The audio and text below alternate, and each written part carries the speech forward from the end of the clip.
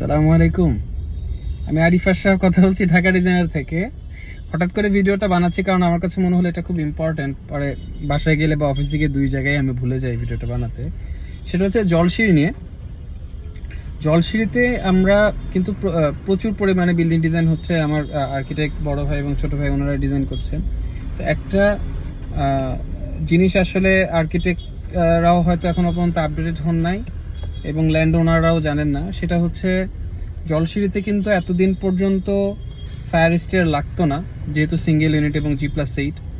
তো fire স্টেয়ারটা actually লাগতো না, কিন্তু ওরা কিন্তু রিসেন্টলি ফায়ার স্টেয়ারটা ম্যান্ডেটরি করে দিয়েছে এবং একটাই স্টেয়ার, বাট ওটাকে ফায়ার স্টেয়ার হিসেবে ডিজাইন করতে হবে। দ্যাট মিনস লিফট এবং সিঁড়ির যেই লবি সে দুটো সেপারেট হতে হবে, ফায়ার ডোর দিয়ে আলাদা করার ব্যবস্থা থাকতে হবে। তো এটা একটু সবার মাথায় রাখতে হবে।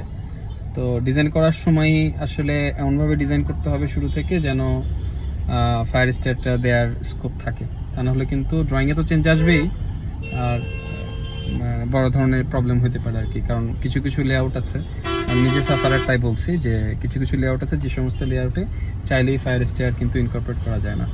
Thank you.